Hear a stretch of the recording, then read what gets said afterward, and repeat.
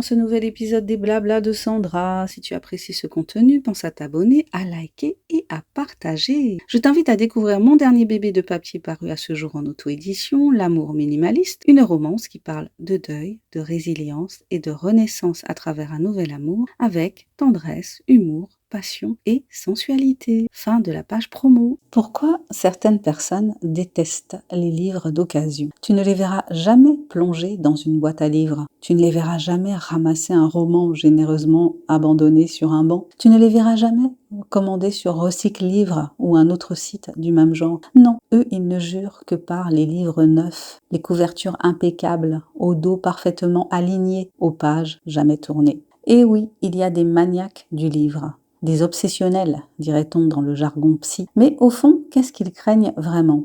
Souvent, la première réponse qui vient, c'est les microbes, les traces des autres, les mains inconnues, les miettes invisibles, la vie passée du livre. Et ce n'est pas complètement irrationnel. Scientifiquement, on sait que les objets manipulés par plusieurs personnes peuvent contenir des micro-organismes. Une étude publiée dans le Journal of Occupational Health a montré que des bactéries pouvaient être retrouvées sur des objets partagés comme les livres de bibliothèque. Mais, et c'est là que c'est intéressant, la grande majorité de ces bactéries sont inoffensives. Elles font partie de notre environnement quotidien. En réalité, un livre d'occasion n'est pas plus dangereux qu'une poignée de porte ou un billet de banque. Et pourtant, la sensation n'est pas la même.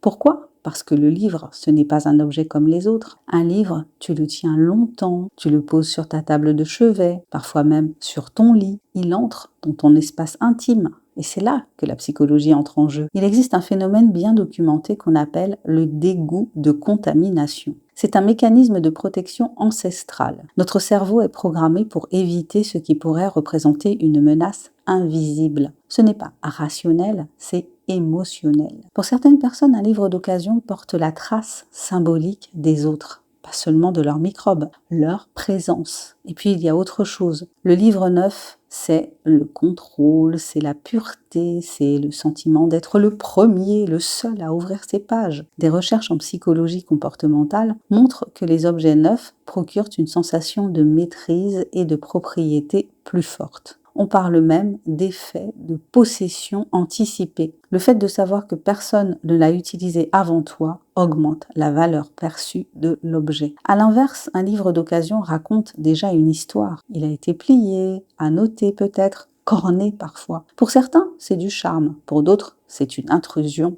Et il faut aussi parler du rapport symbolique au livre. Le livre, ce n'est pas seulement du papier. C'est du savoir, de l'émotion, de l'intime. Certains projettent sur lui une forme de sacralité, comme si le fait qu'il soit neuf renforçait la noblesse de l'expérience de lecture. Il y a aussi une dimension sensorielle, l'odeur du livre neuf, cette odeur légèrement sucrée liée aux composés organiques volatiles du papier et de l'encre. Elle déclenche chez beaucoup de lecteurs un plaisir presque nostalgique. Le cerveau associe cette odeur à une expérience positive passée. C'est ce que l'on appelle une mémoire olfactive émotionnelle. Un livre d'occasion, lui, peut sentir le grenier, la cave, la vie d'avant. Et ça, ce n'est pas agréable pour tout le monde. Mais au fond, ce n'est pas qu'une question de microbes. C'est une question de frontières. Qui a touché cet objet?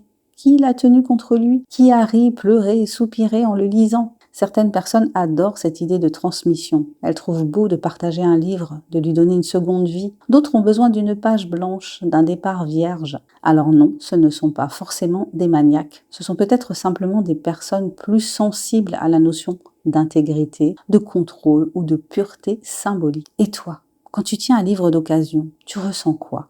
La joie d'un trésor déjà aimé ou le malaise d'un objet déjà habité? Peut-être qu'on peut aimer les deux. Le neuf pour l'émotion intacte, l'occasion pour l'histoire en plus. Après tout, lire, c'est déjà entrer dans la tête de quelqu'un d'autre. Alors, est-ce vraiment si étrange qu'un livre porte la trace de plusieurs vies? Merci d'avoir écouté cet épisode des Blabla de Sandra. Si tu as aimé cette réflexion, n'hésite pas à partager ce podcast et à me dire quel est ton point de vue sur la question. Je te dis à très bientôt pour un nouvel épisode des Blabla de Sandra. Allez, abonne-toi, commente si tu l'oses, like et partage. Et pense à découvrir mon dernier bébé de papier paru à ce jour, L'amour minimaliste, une romance qui parle de deuil, de résilience et de renaissance à travers un nouvel amour avec tendresse, humour, passion et sensualité. Bye bye!